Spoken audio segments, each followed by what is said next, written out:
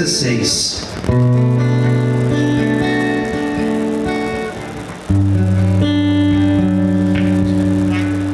Manda o nome para oração.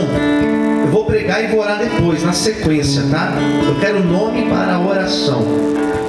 Eu vou pedir também, ô Renata, você sabe qual a conta da igreja aí? Coloca para mim a conta da igreja, por favor, coloca já. Eu quero que você me ajude com uma oferta hoje, com o seu dízimo hoje. Dízimo e oferta, quero que você me ajude, porque nós estamos com os trabalhos da igreja funcionando, ação social. Coloca aí para mim, irmão, você vai transferir o seu dízimo ou a sua oferta, tá bom?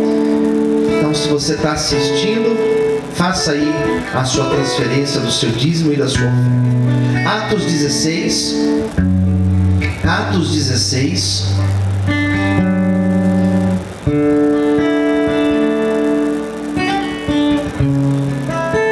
Fala assim a palavra do Senhor. Versículo 23. E havendo-lhe dados muitos açoites, os lançaram na prisão, mandando ao carcereiro que os guardasse com segurança. O qual, tendo recebido tal ordem, nos lançou no cárcere interior e lhe segurou os pés no tronco. E perto da meia-noite, olha o que diz, perto da meia-noite, Paulo e Silas, eles faziam duas coisas. Paulo e Silas, o que eles faziam? Oravam. Primeira coisa, o que eles faziam? Oravam. Pronto, primeira informação é essa. E depois eles cantavam hinos a Deus. E os outros presos os escutavam. De repente sobreveio um tão grande terremoto que os alicerces do cárcere se moveram. Logo se abriram as prisões, as portas, e foram soltas as prisões de todos. Acordando o carcereiro e vendo abertas as portas da prisão, tirou a espada e quis matar-se, cuidando que os presos já tinham fugido. Mas Paulo clamou com grande voz, dizendo: não te faça nenhum mal. Todos estão aqui. Pedindo luz, saltou dentro e, todo trêmulo, se prostrou ante Paulo e Silas. E tirando-os para fora, disse: senhores, que é necessário que eu faça para salvar?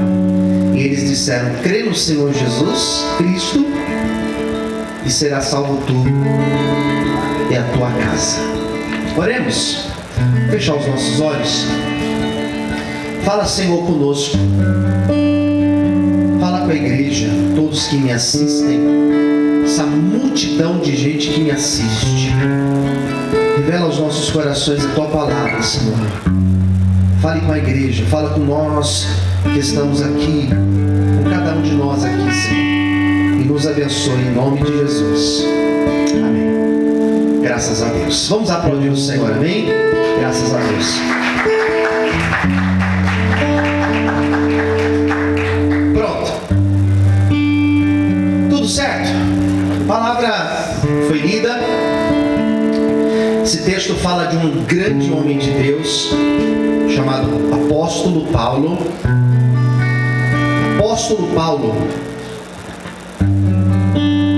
Parece até uma ironia, né? Porque Paulo, antes dele se converter, conhece a história dele? Primeiro, ele não se chamava Paulo.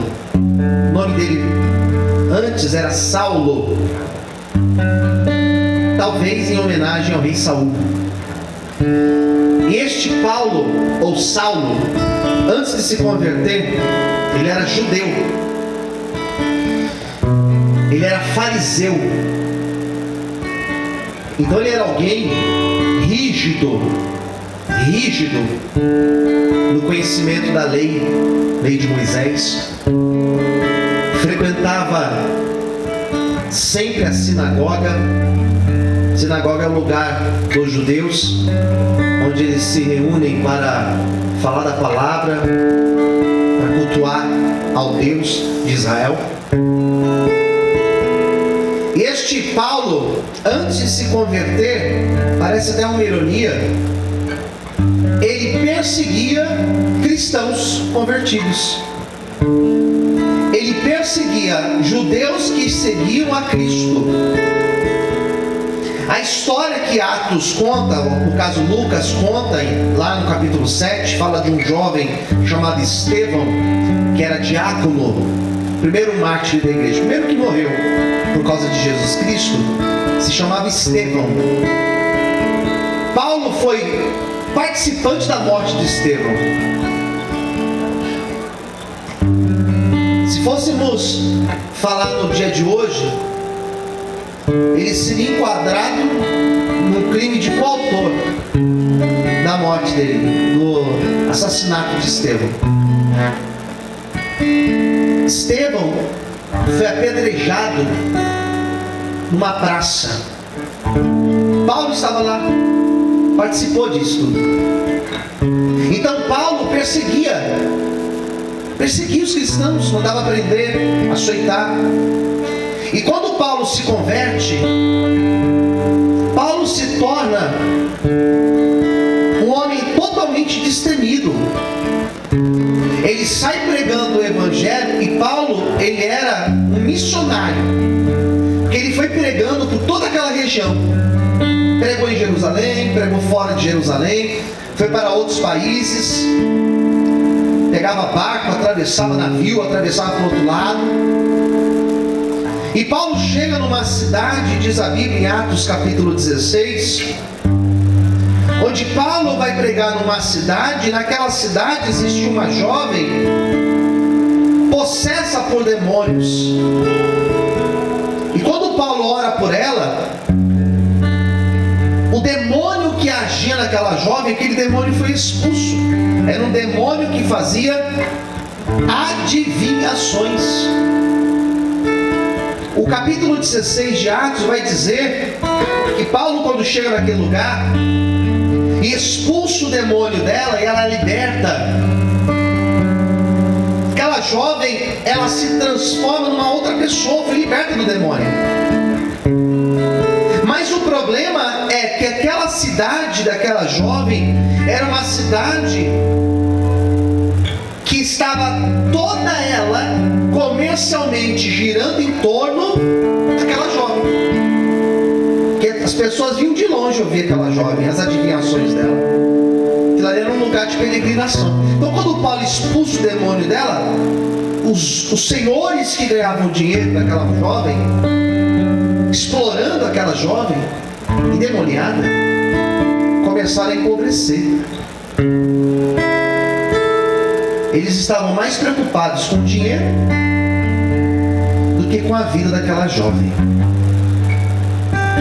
As pessoas que não querem, ou melhor, as pessoas que querem o lockdown, o fechamento de tudo, as pessoas que querem que a cidade pare, são pessoas que falam justamente isso, que a vida não pode ser colocada na balança junto com o dinheiro. Porém, nós sabemos que a economia é importante, porque sem a economia as pessoas também vão morrer, não é verdade? Mas não vamos falar sobre essa discussão hoje, quem está ou quem não está com a razão. Não vamos falar isso. A questão é que quando Paulo expulsa o demônio, Paulo foi preso. Foi preso, foi açoitado, espancado. E ele estando preso, diz a Bíblia, que depois de ter sido açoitado, depois de ter as suas vestes rasgadas, e ele apanhou com muitas varas, o seu corpo estava todo marcado, muitos açoites. Seria o normal eles soltarem Paulo, mas ao invés de soltarem Paulo, prenderam Paulo. Então Paulo tinha apanhado um dia, açoitado, e foi preso. E quando ele é jogado na prisão, naquela condição humilhante, porque ele não tinha feito nada de errado, aqui começa a minha pregação. Porque quando ele entra na prisão, o Espírito Santo de Deus começou a falar com ele. E o que o Espírito Santo começou a falar com ele? O Espírito Santo com certeza começou, porque Atos dos Apóstolos fala da ação do Espírito Santo. O Espírito Santo começou a falar no coração dele, dizendo: você não está sozinho. Quem entendeu, diga amém. Você não está sozinho. O Espírito Santo começou a ministrar no coração dele: você não está sozinho. Eu tenho uma obra na tua vida. Quem está entendendo, diga amém. Tem uma obra na tua vida. Eu estou permitindo tudo isso, mas eu tenho uma obra na tua vida. E Paulo, estando preso, ele não se entrega. Estando preso, ele não abre a boca para murmurar. Estando preso, Paulo não reclama de se achando azarado. Estando preso, Paulo não murmura dizendo: ah, mas Deus não me ama, Deus não está me vendo. Não. Paulo, em nenhum momento que ele passa por prisão, por afronta, por açoite, por naufrágio, em nenhum momento de adversidade, em nenhum momento de pobreza, em nenhum momento de falta, Paulo vai falar: Deus não me ama, Deus não tem uma obra na minha vida. Em nenhum momento ele faz isso. Mas naquele momento difícil, naquele momento em que Paulo estava passando pelo pior momento da sua vida, ele se apega com Deus e ele começa a clamar ao Senhor. Nessa noite, a primeira arma que Deus está te dando é a arma da oração. Se você clamar nessa noite, você pode levantar sua mão para o céu. Se você clamar, mais um pouquinho, se você clamar nessa noite, o Senhor vai te visitar. Se você clamar nessa noite, Ele vai visitar a tua casa. Se você clamar nessa noite, Ele vai visitar a tua família. Se você clamar nessa noite, Ele vai visitar a tua situação financeira. Se você clamar nessa noite, Ele vai visitar a saúde daquele que está enfermo. Se você clamar nessa noite, Ele tem uma resposta para a tua vida, em nome de Jesus. Será que você pode aplaudir e exaltar a Ele por isso? Aleluia! Aplauda o Senhor mais forte. Ele não para. Ele não para. Ele não desiste. Ele não abandona a fé. Ele não pula do barco. Ele não está reclamando. Paulo, quando escreveu aos Filipenses, ele escreveu o seguinte: eu aprendi a contentar com o que tenho. Eu sei ter pouco, também sei ter abundância. Sabe qual é o problema? As pessoas só querem abundância. Se Deus permitiu pouco, as pessoas só querem muito. Mas se Deus permitiu um pouquinho, você vai ser fiel no pouco? Pregar para uma multidão é fácil, irmãos. Fazer um culto com uma multidão de gente aqui dentro é fácil. Pregar para uma multidão de gente assistindo é fácil. Pregar, queridos, para um monte de gente é fácil. Louvar para um monte de gente é fácil. Eu quero ver você adorar a Deus na luta. Eu quero ver você pregar na luta. Eu quero ver você louvar a Deus quando tudo está dando errado. Eu quero ver você adorar a Deus quando a porta está fechada. Deus, nessa noite, Ele quer ouvir o teu louvor e a tua oração, porque Ele tem resposta para a tua vida. Você pode glorificar e aplaudir a Ele nessa noite, em nome de Jesus. Aleluia!